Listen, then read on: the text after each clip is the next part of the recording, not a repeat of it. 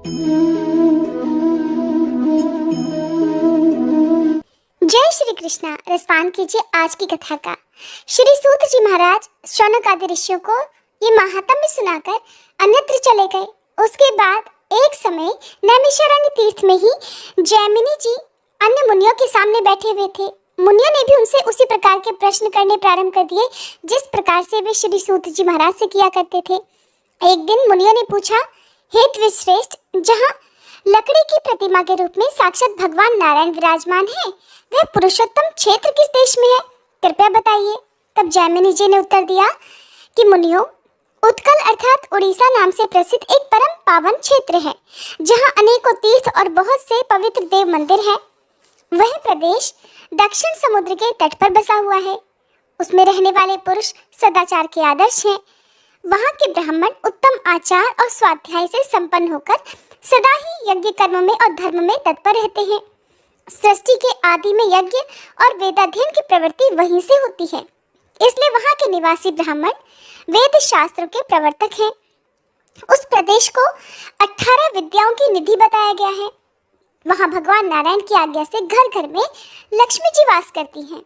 उस प्रदेश के मनुष्य लज्जाशील, विनयी, चिंता तथा रोग से रहित, पिता माता के सेवक, सत्यवादी और विष्णु भक्त होते हैं। वहाँ कोई भी ऐसा पुरुष नहीं होगा जो भगवान विष्णु का भक्त और आस्तिक ना हो।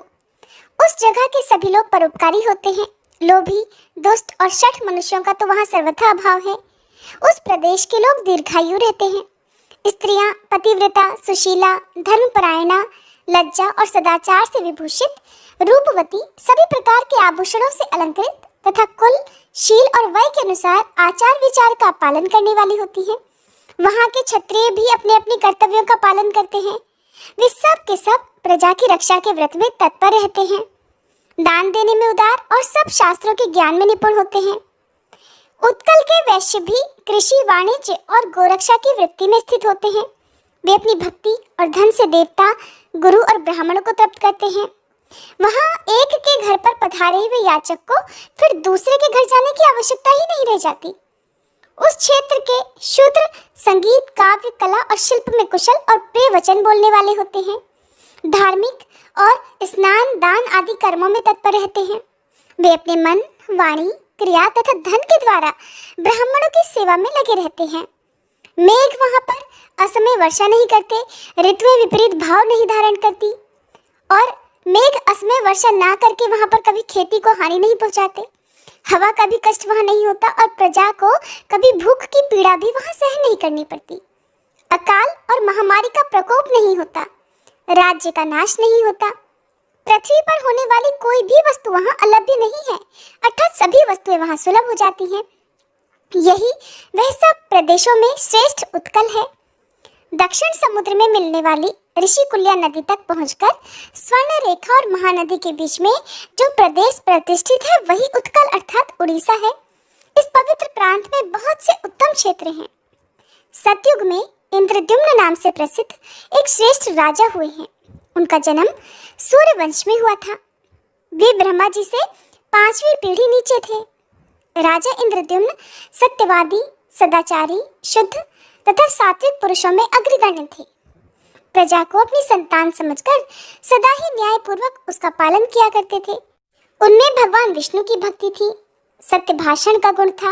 उन्होंने क्रोध और इंद्रियों पर भी विजय प्राप्त कर ली थी। वे श्रेष्ठ राजसूय यज्ञ तथा सहस्त्रों अश्वमेध यज्ञ का अनुष्ठान कर चुके थे। संसार बंधन से मुक्त होने की इच्छा रखकर सदा धर्माचरण में ही लगे रहते थे। इस प्रकार वे सर्वगुण संपन्न राजा इंद्रद्युम्न समूची पृथ्वी का पालन करते हुए मालव देश में विख्यात और समस्त रत्नों से संपन्न द्वितीय अमरावती के समान सुशोभित अवंती नाम वाली नगरी में निवास करते थे।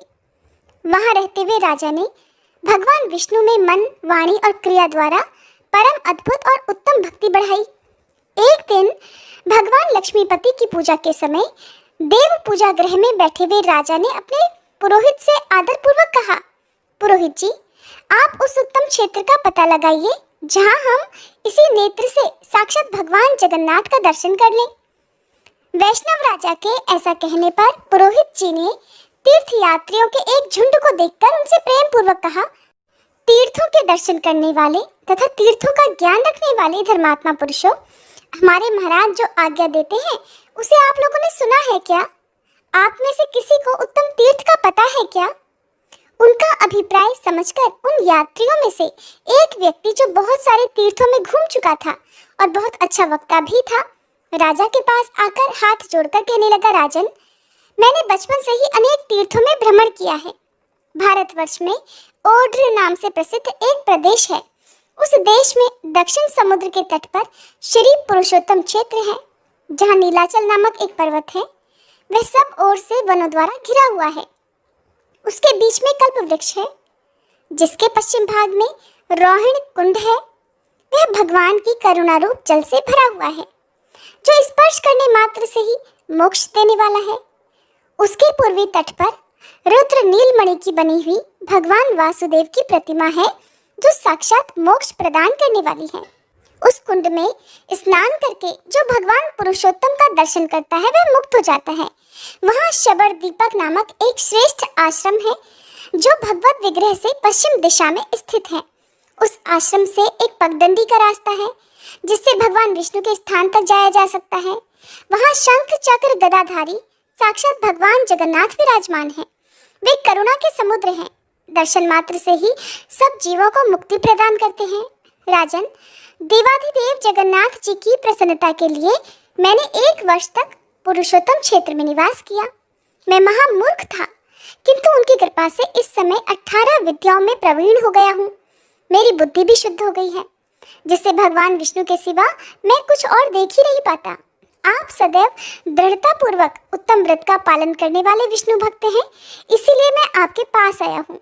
मैं आपसे इस समय धन या भूमि नहीं मांगता, बल्कि मैं तो केवल इतना ही कहता हूँ कि मेरी इस बात को झूठ ना मानकर वहाँ पुरुषोत्तम क्षेत्र में निवास करने वाले भगवान लक्ष्मीपति जी का आप भजन कीजिए। ऐसा कहकर वह जटाधारी यात्री सबके देखते ही देखते शीघ्र अंतर्ध्यान हो गया। इससे राजा को बड़ा आश्चर्य हुआ। वे व्याकुल होकर पुरोहित जी से बोले, पुरोहित जी, ये अलौकिक वृतांत अलौकिक पुरुष से ही सुना गया है। अब मेरी बुद्धि जहाँ भगवान गदाधर विद्यमान है वहाँ जाने के लिए उतावली हो रही है। हे द्विश्रेष्ठ, मेरे धर्म, अर्थ और काम एक दूसरे के अनुकूल रहकर सदा आपके अधीन रहे हैं। आपके प्रसाद से मैंने त्रिवर्ग का साधन तो कर लिया। अगर आप इस भगवत दर्शन के कार्य में भी मेरे साथ चलेंगे तो मैं आपके सहयोग से चारों पुरुषार्थों को भी प्राप्त कर लूंगा। राजा की बात सुनकर पुरोहित जी कहने लगे, राजन, मैं ऐसा प्रयास करूंगा कि हम लोग सहायकों सहित पुरुषोत्तम क्षेत्र में चलकर बस जाएं। जन्म की सफलता इससे बढ़कर भला और क्या हो सकती है कि साक्षात भगवान लक्ष्मीपति जी का दर्शन कर लिया जाए। इस समय मेरा छोटा भाई विद्यापति सभी देशों में घूमने वाले दूतों के साथ वहां जाएगा और जगन्नाथ जी का दर्शन करके उस पर्वत पर सैनिकों के ठहरने योग्य स्थान का पता लगा लेगा। फिर वह हमें सारा समाचार बता देगा। इससे हम लोगों का ही कल्याण होगा। पुरोहित की ये बात सुनकर राजा इंद्रद्युम्न ने कहा, ब्राह्मण, बहुत अच्छा। अब मैं भगवान विष्णु के समीप उसी क्षेत्र में चलकर बसूंगा। ऐसा कहकर राजा ने प्रसन्नता पूर्वक अंतःपुर में प्रवेश किया और पुरोहित जी ने उन सब यात्रियों को यथा योग्य सम्मान देकर अपने अपने आश्रम को भेज दिया। फिर अपने भाई को ब्राह्मणों से स्वस्ति वाचन कराकर शुभ मुहूर्त में भेजा। फिर विद्यापति ने भी समस्त विश्वसनीय पुरुषों के साथ पुष्प शोभित रथ पर विराजमान होकर वहां से प्रस्थान किया। उसने रथ में बैठे बैठे ये सोचा कि अहो, मेरा जन्म सफल हो गया। मेरी रात्रि मंगलमय प्रभात का दर्शन कराने वाली होगी, क्योंकि मैं भगवान के उस मुखारविंद का दर्शन करूंगा जो सभी पापों को दूर करने वाला है। श्रवण, मनन अथवा साधनों से निरंतर प्रयत्न करने वाले साधक जिन्हें अपने हृदय कमल के मध्य विराजमान देखते हैं, उन्हीं भगवान चक्रपाणि को आज मैं नीलाचल के शिखर पर साक्षात शरीर धारण किए देखूंगा, जो शरीर बंधन का नाश करने वाले हैं। श्रुति, स्मृति, इतिहास और पुराण के वचनों द्वारा जिनके स्वरूप का भलीभांति निरूपण करना असंभव है, उन्हीं भगवान लक्ष्मी निधि के कभी दिखाई ना देने वाले स्वरूप का आज दर्शन करके मैं भव सागर से पार हो जाऊंगा, जिनके नाम संकीर्तन मात्र से उनका स्मरण करने वाले मनुष्यों के विविध पापों का संहार हो जाता है, उन्हीं अप्रमेय भगवान जगन्नाथ जी के नीलगिरी निवासी स्वरूप का आज मैं प्रत्यक्ष दर्शन करूंगा, जिनके रोम रोम में असंख्य ब्रह्मांडों की मालाएं हैं, जिनके सहस्त्रों मस्तक, चरण और नेत्र हैं, जिनकी निश्वास वायु से संपूर्ण वेदों की राशि प्रकट हुई है और जो सब प्रपंचों के स्वामी हैं, उन्हीं पुराण पुरुष भगवान विष्णु की मैं शरण लेता हूँ। आहा, मेरा कैसा भाग्य है कि इन्हीं चर्म चक्षुओं से मैं जगत के आदि कारण भगवान नारायण का दर्शन करूंगा। इसी सोच विचार में पड़े हुए प्रसन्नचित्त ब्राह्मण को रथ के वेग से लांघे हुए विशाल मार्ग का अर्थात इतनी लंबी दूरी का कुछ भी पता नहीं चला। मार्ग में मिले हुए अनेकों वन, पर्वत तथा दुर्गम स्थानों को देखते हुए वे सूर्यास्त के समय महानदी के तट पर जा पहुंचे। उन्होंने रथ से उतरकर विधि पूर्वक नित्य कर्म किया और सायं संध्या करके भगवान मधुसूदन का ध्यान किया। इसके बाद रथ पर बैठे ही उन्होंने रात बिताई। प्रातःकाल होने पर शीघ्र ही महानदी को पार किया। फिर प्रातःकालिक कर्म समाप्त करके रथ पर आरूढ़ होकर गोविंद का चिंतन करते हुए ही आगे को प्रस्थान किया। भगवान के निकट जाने वाले मार्ग को देखते हुए वे एकाम्र वन में जा पहुंचे। उसके बाद कल्पवट से विभूषित गगनचुंबी नीलाचल का शिखर देखा, जो दर्शकों के पापों का भी नाश करने वाला है। साक्षात शरीरधारी भगवान विष्णु के उस अद्भुत निवास स्थान को खोजते हुए विद्यापति नीलाचल की तराई में जा पहुंचे। अब वे भगवान के दर्शन करने के लिए अत्यंत उत्कंठित हो गए, किंतु आगे बढ़ने का मार्ग ही नहीं मिला। तब भूमि पर कुशा बिछाकर वे मौन भाव से लेट गए और भगवत दर्शन की सिद्धि के लिए भगवान के ही शरणागत हो गए। तब पर्वत से पश्चिम भगवत भक्त के विषय में बातचीत करने वाले लोगों की अलौकिक वाणी सुनाई देने लगी, जिससे प्रसन्न होकर वे उसी शब्द का अनुसरण करते हुए अर्थात जिधर से वे आवाजें आ रही थी उसी तरफ बढ़ने लगे। कुछ ही दूर पर विख्यात शबर दीपक नामक आश्रम मिला। वहां उन्होंने वैष्णव भक्तों का दर्शन किया और उन्हें प्रणाम करके वे हाथ जोड़कर खड़े हो गए। तब विश्वावसु नामक शबर भगवान विष्णु का पूजन समाप्त करके पूजा के प्रसाद से सुशोभित होकर पर्वत के बीच से वहां आया। उसे देखकर ब्राह्मण को बड़ी प्रसन्नता हुई और वे सोचने लगे कि श्रेष्ठ वैष्णव हैं, इनसे मुझे भगवान विष्णु के संबंध में दुर्लभ समाचार जरूर प्राप्त होगा। इसी विचार में पड़े हुए ब्राह्मण से शबर ने कहा कि हे ब्राह्मण, आप कहाँ से इस वन में पधारे हैं? इस वन का रास्ता तो बड़ा ही दुस्तर है और आप तो भूख प्यास से बहुत थक भी गए होंगे। आप यहाँ सुखपूर्वक बैठिए और लंबे समय तक विश्राम कीजिए। ऐसा कहते हुए विश्वावसु ने ब्राह्मण के लिए पाद्य आसन और अर्घ्य प्रदान किया और फिर विनय युक्त वाणी में पूछा, हे विप्रवर, आप फलाहार करेंगे या तैयार की हुई रसोई? जैसी आपकी रुचि हो वैसा ही भोजन मैं आपके सामने प्रस्तुत कर लूंगा। भगवान, आज मेरा अहोभाग्य है, मेरा ये जीवन सफल हो गया, क्योंकि आप साक्षात दूसरे भगवान विष्णु की तरह मेरे घर पर पधारे हैं।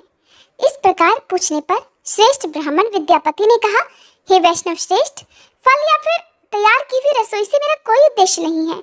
मैं बहुत दूर से जिस उद्देश्य को लेकर यहाँ आया हूँ, आप बस उसे सफल कर दीजिए। मैं अवंतीपुरी के निवासी महाराज इंद्रद्युम्न का पुरोहित हूँ और भगवान विष्णु के दर्शन की इच्छा से यहाँ आया हूँ।